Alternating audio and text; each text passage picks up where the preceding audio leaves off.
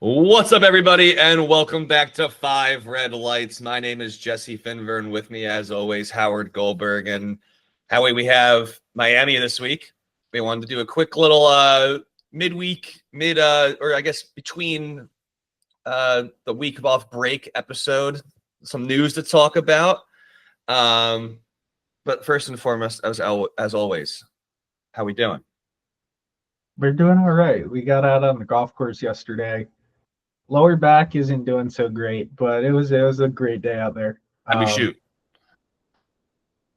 A little rusty, still only the second round of the year, but it's getting there. Everything but the putting was pretty good. The driver was working, I'll tell you that. All right. But yeah, I mean, that's what you got to do when you have a Sunday without racing, right? Or at least Sunday without F1. But there was no race this week, but still a bunch to talk about. As you guys know, news doesn't stop in Formula One, Never. even when there's no racing. One of the big things of the past week or so has been discussions about next year's engine regulations. A few teams have wanted to ditch them altogether. It has been reported in favor of V10s or V12s. However, that's just not a realistic option. They're so far down the line of developing. Also, in terms of what the sport wants to do for sustainability, V10s, V12s aren't going to get them there. So they are, however, because of the persistence, going to be looking at altering the ratio of combustion to electric power in the new engines. This is seen as a small victory for Red Bull, Ferrari, possibly even Audi, because it's been reported for a while now that Mercedes is way ahead and they're building an absolute rocket ship engine, just kind of like they did in 2014. So this is kind of a way for the other teams to slow them down before they're even way ahead. Yeah.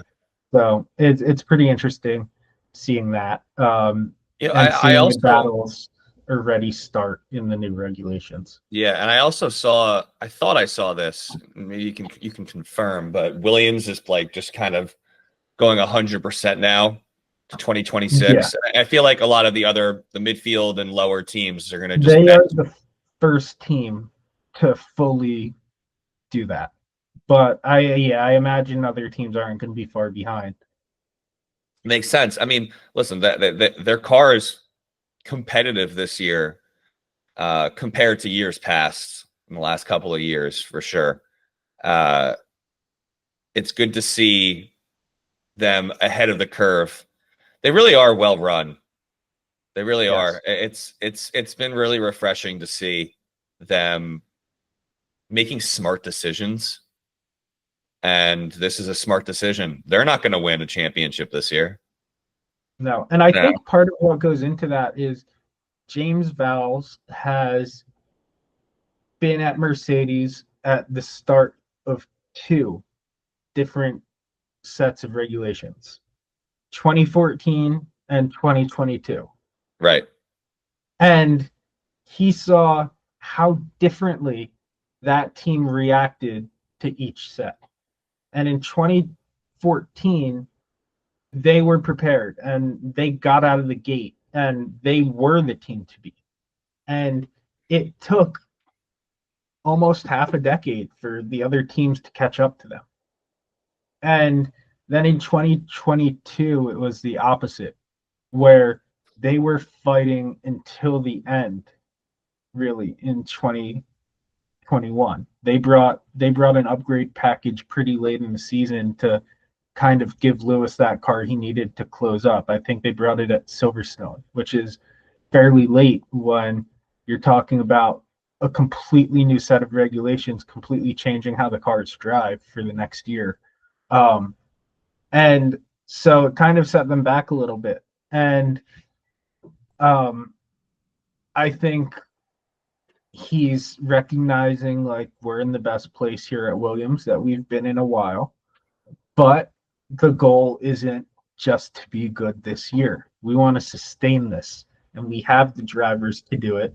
If we can give them a somewhat capable car, they'll go out there and bring us back points next year. And so I really appreciate what James Vowles is doing there and trying to build up that program long term, as opposed to just doing what is so tantalizing and going for the points that are available now. Yeah, no, it just makes a lot of sense. Like I said, they're well run now. It's been a while since they've had someone that can really elevate the team. Really, since Frank got sick and stopped running the team day to day, they haven't had that. They fell off in the late 2010s when he was stopped being involved. Yep. Early 2010s. It's good to see them making these decisions now, and they're not punting on 2025. I think they're going to be like the best midfield team. Up there. They never had a shot to begin with to win anything significant this year. Maybe they get lucky and they fall into a podium at some point. Because they just don't have the car. What can happen with weather or safety cars or whatever. Exactly. So we'll see. But they're a fun story this year. I'm glad that they're, making this decision. And it's good. All the news that we're getting that's trickling out about the new regulations just has me really excited for next season. And we're in the middle of this season. So I don't want to get too excited because I want to enjoy what we're watching now. But it really is fascinating. There's not many, only in motorsports can you fundamentally change something so significant. It rarely happens in other sports. I mean, maybe you can compare the pitch clock in baseball, or challenging pass interference that one season in the NFL.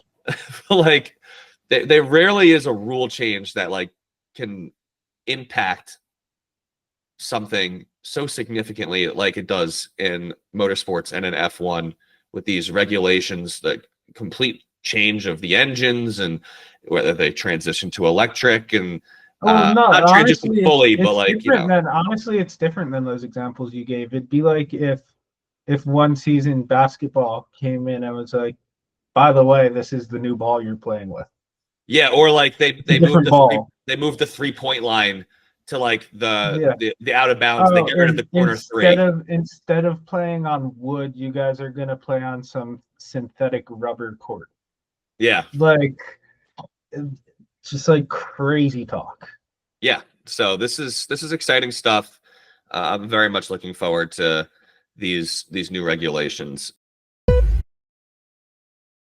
Other news going on.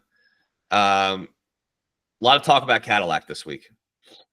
Well, and for good reason. It came out that they are revealing their team colors and branding on Saturday at Miami. So that's going to be guesses? Big deal. Color scheme. It's gonna be gold and like a bronzish and black, right? Well, so when you think you have to remember there's two entities involved in this. There's Cadillac and there's also Andretti. Andretti's a silent kind of thing at this point, but most of the infrastructure behind it is Andretti infrastructure. It's Cadillac is coming in with the name and General Motors for the engine capabilities and stuff, and lending a little bit of the expertise they have from other areas of racing. So I think it's going to probably be a combination of both. Andretti's colors are red and blue, maybe some white too. Shocker, red, white, and blue. And Cadillac is black, gold, red, that kind of palette. So I think you'll see a mix of all of that somehow. And this will be unveiled. This will be unveiled at the Miami Grand Prix on Saturday. That'll be exciting. I mean, the Miami Grand Prix it was the first U.S. race, right? Before Austin and before Vegas, or was Austin No, first? Austin was first. Okay, so I mean, it feels there were other U.S. races before Austin too. It's just these are Austin like was the one on the calendar, and most recently before Miami and then Vegas. it just felt But they like used to do the race at the Indianapolis Motor Speedway. They used to do it on the road course there. right, but They used to do a street race in Detroit. it feels like Miami. Now Vegas is the newest, and Vegas is Mhm. it's closer to LA, but Miami is Miami, and it just feels like the U.S. race to me. I don't know why it feels like that to me, but it Probably just because feels. you're a newer fan. Yeah, But I'm a newer fan, but Coda, like the Coda is celebrities, all the such a good celebrities race, there. though. What is? Austin Coda is one of the races of the year every year, though. So to me, that's the one. To me, just because famous people show up doesn't make it a better No, I race. know. It's just like it's going around the Hard Rock Stadium, and you're in Miami, and it just has like a gravitas that while the race in Austin More may be better. American than Texas Cowboys. Yeah, Cowboy hats, because yes, boots, yes, and barbecue. it has a completely different That's feel. America. No, I know. But that's a completely different vibe where, you know, compared to like NASCAR. NASCAR feels more blue collar, right? And more It Texas, is. more yeah, it is. Whereas F1 is luxury, it's wealth, it's the best of the best, the fastest, and even more so than Vegas, Miami just has that aura of wealth and luxury. Vegas feels like, it's like kind of like trashy a little bit. And I mean, that's just how Vegas is. Like, they have like, I mean, Vegas is just it's a, There's like a 48-hour time limit. Yes. yes, Miami, you can spend like a week or two there and you're on the beach and it's just, there's South Beach and it's wealth and luxury. And it just feels like it's not Monaco, obviously, because it's right. It's the course is around a football stadium. It's very I know what different. you're saying. I know But what you're saying. It's glitz and glam in America, and yes, that's what you're trying to say. yes, I get that, but I don't. I will never see that one as the American race. It's that's fair enough. never That, going to be. that's fair enough. That the American race is, if It's you not a want to good say it's enough Austin, actual race yeah, to be that. I'm sorry, and it doesn't have the Austin's history of Monaco. It no, not just even close. It's to just me that's like hasn't. the luxury. That's the luxury race of the entire Yeah. season. Well, no, it's just it. Forget about that. It to me doesn't have the history, doesn't have the racing allure to be the race of America. It hasn't earned it. Fair It's got enough. a lot of work to do, and Yes. until you can unseat Coda, get that head down and keep working, Miami. That's all I'm gonna say. I guess I'm talking more about the aesthetic. You're talking more about No, the I race know. itself. So I mean, I that's think the totally fair. aesthetic. Do we want to talk about aesthetic? Daniel Ricciardo coming into the paddock on a horse. Yeah, I mean that's America right there. Yeah, 100%. That's America. yeah. Well, it's gonna be Anyway, a great next weekend, and year we got onto this talking about Cadillac for next year, yeah, right? it's gonna be a great weekend for Cadillac in Miami. Yes, and one of the rumors with Cadillac has been surprisingly Zhou Guan Yu, which Right. I know you have mixed feelings about. I'm honestly not even sure if they're mixed. But yeah, Zhou Guan Yu has been rumored heavily now for this seat. And the connections come from the fact that one, he does have experience in Formula One, which they're looking for two experienced drivers. It's starting to sound like Cadillac is letting that we want one American driver thing go a little bit. Um, they have been reported to be in advanced talks with Checo Perez I have no for a problem little with while that, now, for what it's worth. which I think is a fantastic move for them. with everything that's come to light with Red Bull this year, I think it changes how everybody has looked at Checo's time there. And what he was able to deliver comparatively to the rest of the people that have been in that car is pretty impressive. And so I think everybody is pretty happy to see that is likely to happen. Right. Zhou Guanyu, though, he's currently Ferrari's reserve driver. And that's kind of why this connection is being made, because Cadillac is going to be using Ferrari engines for the next 3 years, 26, 27, 28. And then in 29, they're going to start producing or supplying their own engines. So the idea is that they want to put somebody in that car who's familiar with the Ferrari engine. And because Zhou Guanyu is a Ferrari reserve driver, he has access to the simulators for next year that they're building the engine with and kind of tuning it. And so he's already able to drive with that power unit, theoretically, and that gives him a leg up on other people. It can help them in like developing how they want to map their energy systems and stuff. There's a lot of bonuses. Whether that bonus is worth putting Zhou Guanyu in the car that versus somebody that you think has more upside, that's another question entirely. But I know you have some thoughts on this. He just doesn't move the needle for me at all in like any capacity. He was not in a good car at Sauber in his time during F1, so he didn't really get a fair shake, understandably. It's just, you're behind the 8 ball like immediately when you get in that car. However, it's not like he's had any significant success. Like in F2, like the highest he came in was in 3rd place on the season, which is solid. I just feel like there's just drivers out there that are better than him that would, yes, have higher upside and would move the needle more. Now, it's not always about moving said needle and making a splash. There is something to be said about him knowing the engine and having access to being able to drive the simulators and being having that leg up on folks.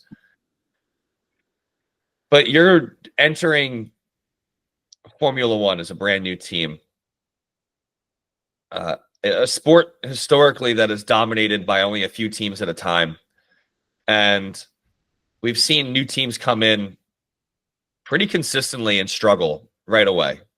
Like, it's very rare that like a new team comes in and is just like the Las Vegas Golden Knights in hockey, where they just go to the Stanley Cup playoffs every single year since their inception and have been to the Stanley Cup multiple times, won a Stanley Cup, to use a hockey example. Like, that just doesn't happen in F1.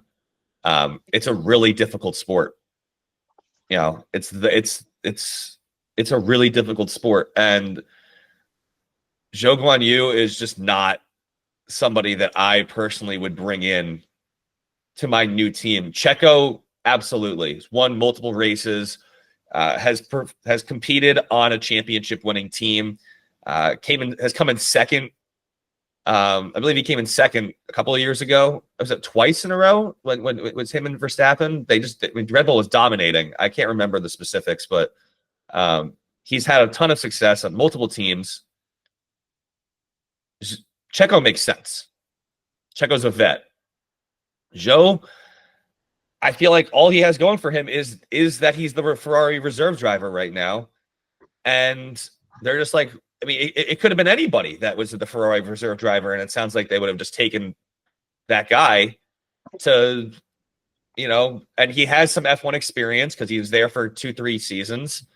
But I don't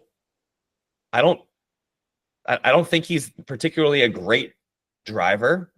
And I think that there's other drivers out there mean, you mentioned guys who were, in IndyCar, dominating in IndyCar. Guys who, I mean, Yeah, and these are there's guys that he beat in F2. These are sure, but guys like, that Zhou Guanyu beat. Zhou Guanyu, when he came in third, he lost to Oscar Piastri and Robert Schwartzman. Those are two damn good drivers. And you look at what Gabriel Bortoleto has been saying this year about how impossible it is going from being one of the front runners in Formula 2 to the worst car on the grid in F1. yeah, Joe Guan Yu, Bortoleto, Joe Guan Yu, what are the odds that Cadillac is not going to be a back of the grid team yeah, at the beginning? they're Right? going to be. You want somebody with experience at the back of the grid. It matters. Being able to handle that matters.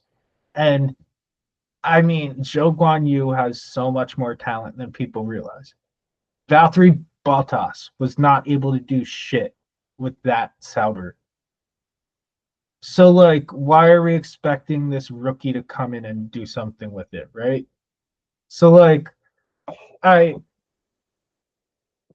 we see how much of an impact the car can have on people. We've seen it with Yeah, we saw it to an extent with Checo. He still delivered in that car, in that Red Bull. We've seen it now with Lawson.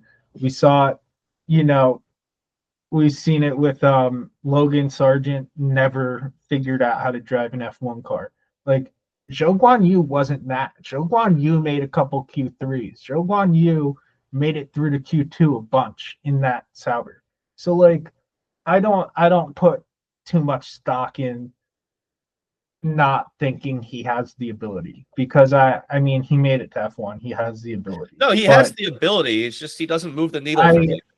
I mean, my only thing that I can say to that is who would you rather put in there other than him? I mean, Yeah, essentially a I'd dead have to end give seat.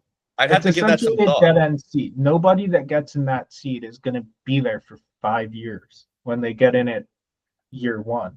You know, you're getting them up and running until they find the drivers that they really want. Yeah, no, I'd have to give that some thought. It's there's a there are a number of guys, you know. So I mean, I would take.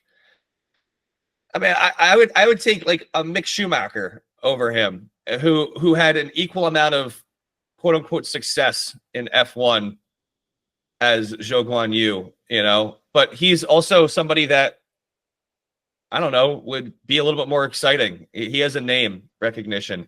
Is he currently the Ferrari reserve driver and has access to the simulators that Zhou has, and so he gets a little bit of a leg up? No, he doesn't.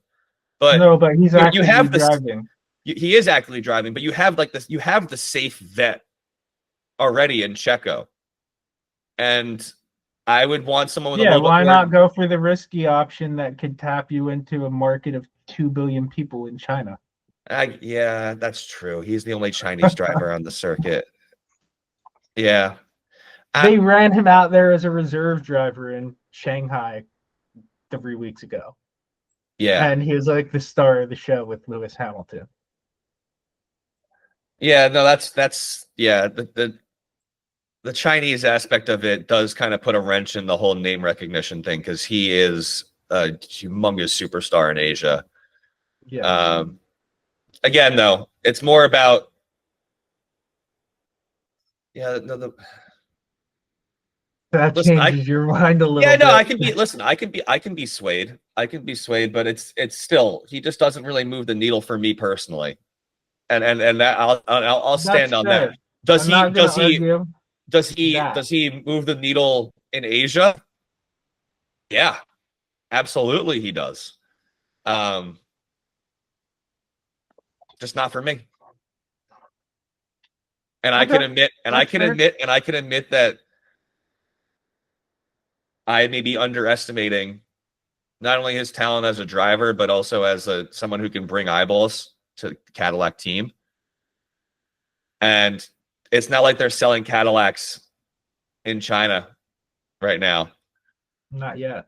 No. Well, maybe not That's ever. maybe why they need Zhou Guanyu. But maybe not ever with the current political climate. But the merch certainly might be making its way towards China if and the brand recognition.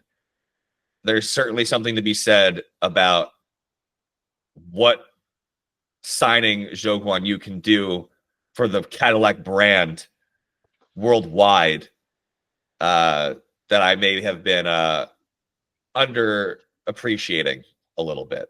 So listen, I'm a grown man. I'm 30 years old now.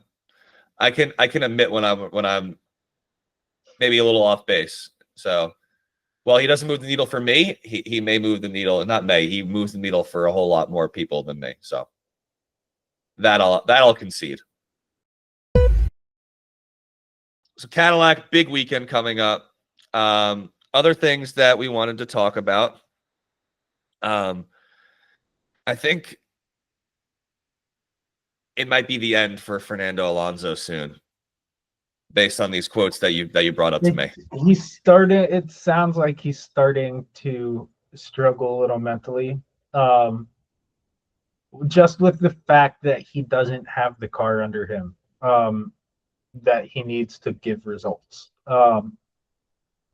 He probably overachieved a little bit with that P11 in Jeddah, I think it was, right? That's where he got P11. But that seems like the maximum that he's able to pull out of that, or that he would be able to pull out of that. And it's unfortunate because he's one of the great drivers of the last 25 years. He's one of the post-Schumacher champions. There's been like 5 of them. And so, like, yeah, it sucks that you have Fernando coming out and essentially saying that he thinks he might struggle to keep his motivation throughout the year. And knowing that Adrian Newey is 100% focused on the 2026 car and isn't even looking at this year's car, you hope that Fernando can get to next year and that you can see him in an Adrian Newey car, and hopefully Newey can deliver with it. And what kind of engine is Honda going to produce for them? And if next season starts and Fernando doesn't have the car under him still, that's now what, 4 years at Aston that they won't be delivering him a car. I can't imagine him hanging around there very long at this point. Fernando's up there, and while there's a lot of debate about whether or not he's lost it, if he's lost a step, he clearly hasn't lost too much. If he's lost anything, he's still able to hang in there. He's still able to compete. So that car sucks. You want to Let's see be him. honest. You want to see him have one last chance with at least a decent car.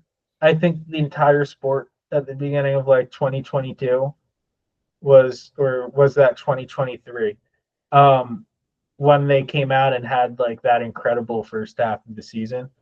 And I mean, like, that was amazing watching Fernando up on the podium like almost every weekend. And that was like that was awesome as a racing fan. And seeing him be able to have those wheel battles and use that racecraft and experience that he's built up in over so many years. We've been robbed of that the last 2 years. Aston just hasn't had a car. And I think if he had a car, he'd have plenty of years left. I think like 3 or 4. I think the lack of having a car that he can use is shortening the time we have left with Fernando in F1. It's very unfortunate. I think everything you said is spot on, because he is a legend. And you don't want to see guys go out like this. And it's really not his fault, because the Aston Martin car has just not been competitive at all, as you've said. So it's just very unfortunate that we're not going to see him. We're not going to see him on a podium this season unless there's something crazy that happens. Or maybe what we saw last week with the P11 is the beginning of a little jump for Aston Martin, but probably not. I mean, they haven't really shown us anything. Stroll had a strong start, a couple of races, and has been trashed the last couple of weeks. And you have to, on the Stroll note, you have to also start wondering how much he contributes with feedback on the car. Alonso No, Stroll. Stroll. Like, is Fernando the only one helping them push that car forward, or trying to help push that car forward? Like, yeah, you got to imagine what kind of feedback does Lance give? And is that good for engineers? Right. Yeah. That's what I'm asking. Yeah. Yeah. No, I mean, I'm not going to assume anything because these guys are driving the cars, and they know a whole hell of a lot more than I do about the sport. I think we'd also hear anonymous reports from, like, would we? I mean, an anonymous engineer is saying that Lance doesn't give good feedback. We definitely would have heard stuff like that, I think. Yeah, but then, if it's true. If it's true, that's what yeah, leads me to believe he's fine in that area. Yeah, it's just he's not that, like, he's just not that great of a driver. I mean, he's like just so average and fine, and that's just, you know, and his dad happens to own the team, so like, right, you have to start wondering, longer leash. You have to wonder if Fernando is going to get to a point where he says, "Look, we need to change something." I mean, how could you not? The definition of insanity is doing the same thing over and over again and expecting a different result. And I understand Lawrence wants his son to be successful and have the, you know, be an F1 driver, but listen, Lawrence, your son's done this. He's been here for 4 or 5, whatever many years now, and he has had next to no success. And if you want to be taken seriously, you know, this is a premium brand. Aston Martin is a premium racing brand. Not just racing, just luxury brand. This is James Bond we're talking about here. Yeah. And you're just, like, it's embarrassing seeing how bad they've been since they've gone over from, what were they? It was Racing Point, and then it was Force India, then Racing Point, and then Aston Martin. So, I mean, it's embarrassing. It is. And listen, we did just have a whole conversation about how a new team on the grid, not that they were new, they had plenty of infrastructure going from Force India to Racing Point to Aston Martin.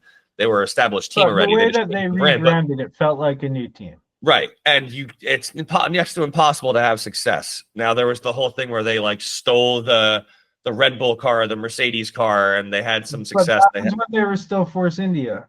Yeah. Yeah. Well, yes. There was the pink Mercedes and the green Red Bull. You're right. The green Red Bull. Right. That's when they were pulling off all the podiums with Fernando. Yes. But they haven't had any of their, I guess, quote unquote, own success. And that's why you bring in an Adrian Newey to design the car. At some point, if you're Aston Martin, you have to be, and Lawrence Stroll, you'd be looking at yourself and being like, all right, what we've been doing isn't working. And it's definitely not Fernando Alonso's fault. This guy is a multi-time champion. He's not the problem. The car is the problem. And is Lance also a problem?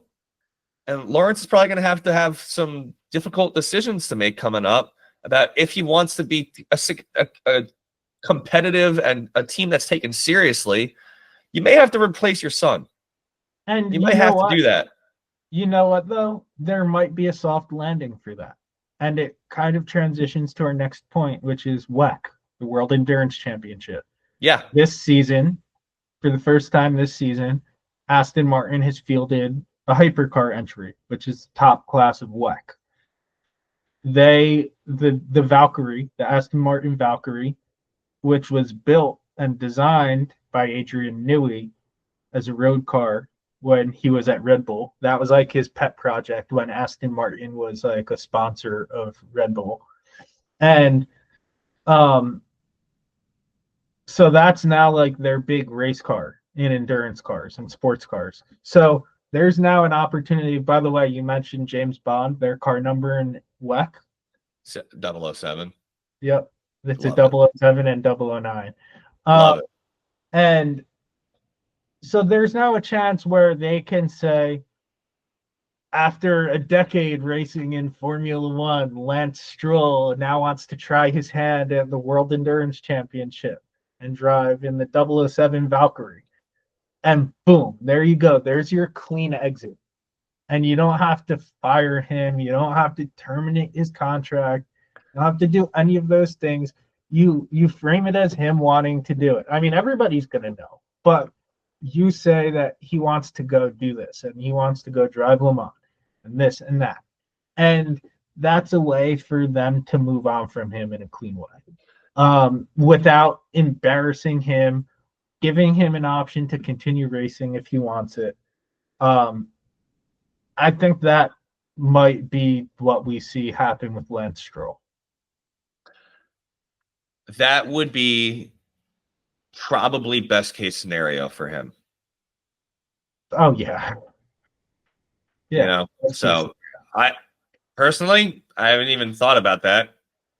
I'm rooting for it now because I'm kind of tired of Lance Stroll in Formula One, to be honest. Like, we need some, we have plenty of fresh blood this year, but it just feels like Aston Martin. It's just Aston Martin feels stagnant. Yeah, and it's just like they deserve better than what they've been getting. Do they? What makes them deserve it? No, it's not the team, it's the brand. All right, deserves the wrong word. Deserves definitely the wrong word. They don't deserve anything. You have to earn. Yeah, that's what I meant. Like, you have to earn what you get. The brand itself, it just feels like a waste right now. And it feels like I'll tell you what I think. They should be doing way better than what they've been showing. You know, it's Aston Martin, man. Like, this is, you know, this is a brand. I think part of the problem is that Lawrence Stroll came in and started throwing money around. You look back at the history of that team, and he uses it as one of the main examples for why he bought the team when it was in administration, is that historically, as Force India, this team over-delivered with the resources that they had. Historically speaking, this was a poor team that did not have the resources that other teams on the grid had. And they still were able to be a top of the midfield team most seasons.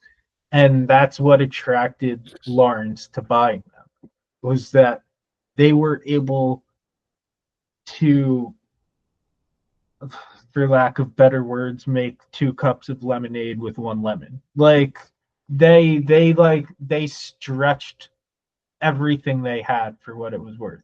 And he's now poured a ton of resources into this racing team, and logically you would say, oh, now they have the resources, the potential of what they can achieve is now limitless. You know, like, they should be able to exponentially increase their output, and that just hasn't happened. They, if anything, have gone the opposite way. And yeah, it's so disappointing for a team that has always historically been like the lovable underdogs to now just be this huge conglomerate that just can't get it right. It's been a crazy 5-year swing.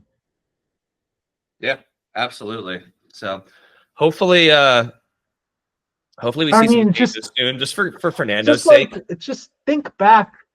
Remember, I mean, I know you didn't watch F1, but like, for all our listeners, remember back to that last race of 2020 in Bahrain in Sakir, and Checo Perez in that Racing Point was out of the picture. He had no seat in the race. He was out of the picture. Oh, that's what He I had was no watching Drive to seat. Survive.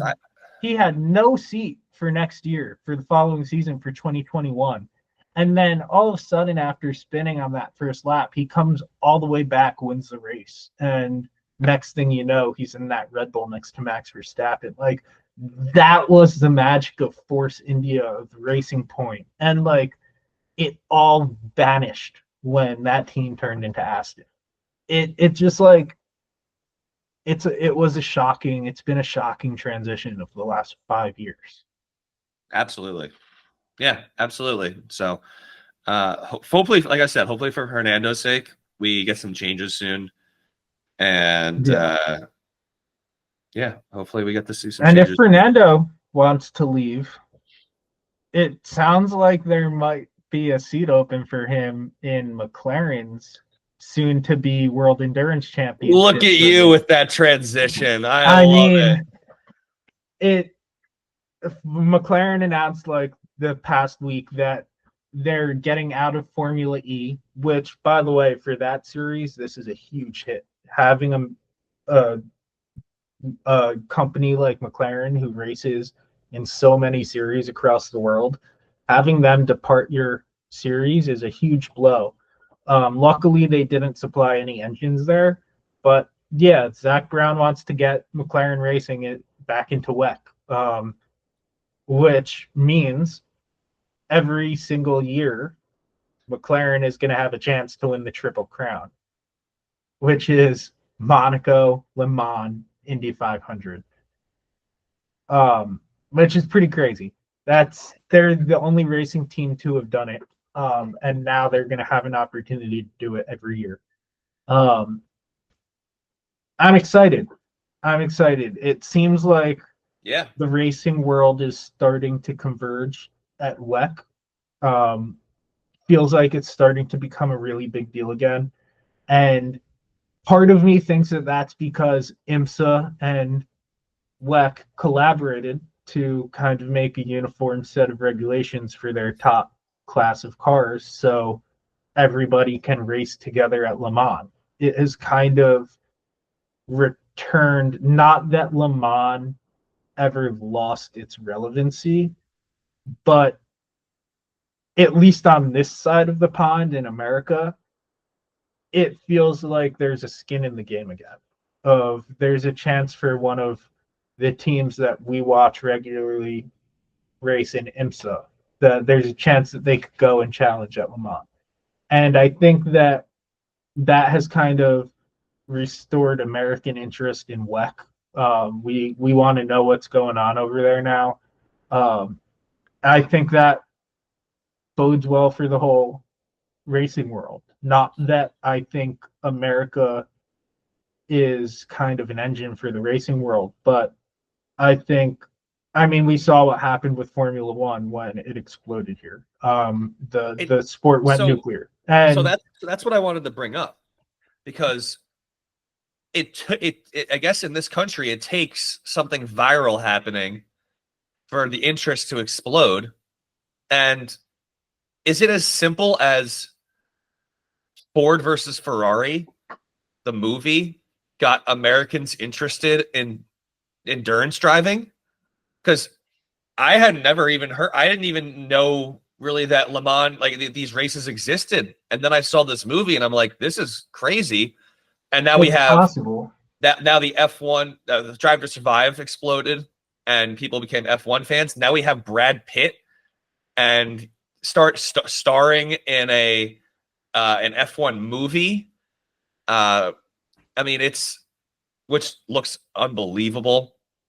It's going to be one of the biggest hits of the whole summer. I mean, yeah, media impacts reality. The same type of thing happened when Tom Cruise made Days of Thunder back in like the 80s or 90s or whenever that was. NASCAR exploded when that movie came out. Yeah. So, it might be as simple as that. And good for WEC being able to take advantage of that. Yes. That's huge that they're going to be able to do that. Is this a good? This is generally viewed or overwhelmingly viewed as the right move for McLaren to leave Formula E, though, correct? From your understanding, at least? For a pure racing fan, absolutely. I think in terms of innovation and pushing car technology forward, Formula E is awesome. In terms of pure racing, I prefer other series. Fair enough. Well, getting Fernando Alonso, why don't they just like move Fernando and Lance at the same time? Just get a fresh start for Aston Martin. Fernando goes to look back to McLaren. Lance drives into Aston Martin, and then they go head to head at Le Mans. That would be absolute showtime popcorn. Give me all of it. All right. I guess while else? I was gonna say, I guess while we're focused on other racing series, quick note from the MotoGP world. Alex Marquez won his first race this weekend. This is of note because his brother is Marc Marquez, one of the greatest of all time. In that sport, in that discipline, he came into MotoGP, won the championship 6 of his first 7 seasons. That 7th season, he finished 3rd in the championship, which is disappointing. Anyway, he's up there on like all the lists. It'd be like, imagine if Lewis Hamilton, Marc Marquez. Imagine if Lewis Hamilton had a brother that raced Formula cars. He won Formula 3, won Formula 2, spent like 5 years in Formula 1, had like a handful of podiums. This season, Lewis Hamilton wins 4 races. His brother finishes behind him 4 times in 2nd place. Lewis Hamilton goes into a gravel trap in the 5th race, and his brother is there to capitalize and pick up the win. Like that's what happened this weekend in MotoGP. It was amazing. And this season has been the season of the Marquez brothers. One of them drives for the factory Ducati team, which is essentially like the Ferrari of MotoGP. The other one drives for a customer Ducati team.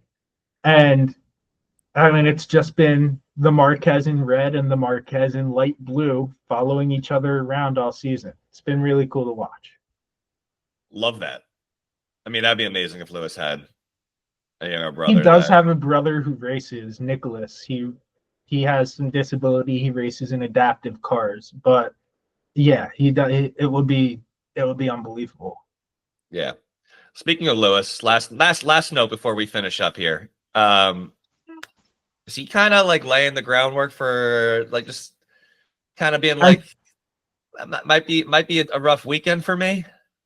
I think Lewis is just trying to lower the bar. I think he's trying to just lower a little expectations for himself from the outside. I mean, realistically, this year, Ferrari finishing in the top 8 is like the top 4 teams are so close. Like finishing in the top 6 is like a decent result. Like it's a pretty good result this year. It means that like, you know, Kimi and Yuki are probably behind you. Like that's probably what top 6 means this year. So I mean, if he can get more 6th fit, like if he can get from like 7th and 8th to 5th and 6th, that would be, I think, a win for him this season. And then with the new regs next year, you know, it's leveling the playing field a little bit with everybody getting used to a new car, and maybe he can make something happen. But I think we had high expectations. We did have high expectations for Ferrari this year. We'll see if they can make a little bit of a jump later on in the season. But like the first upgrades that they had didn't really do much. Yeah. And I think these expectations that we all had for Ferrari and Lewis and Charles were based on the fact that from summer break to the end of last season, Ferrari had the best car. Yeah. And they showed up at the start of this year, and everybody else made more progress than them. And it was clear. The rest of the teams caught up and surpassed them. At least the rest of the front running teams.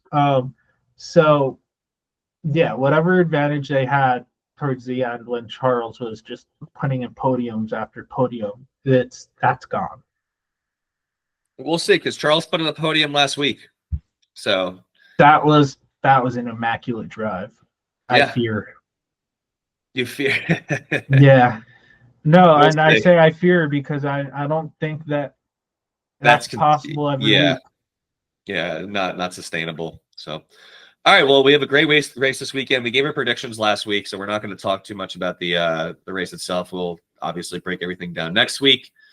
This is a little chunky episode we had here.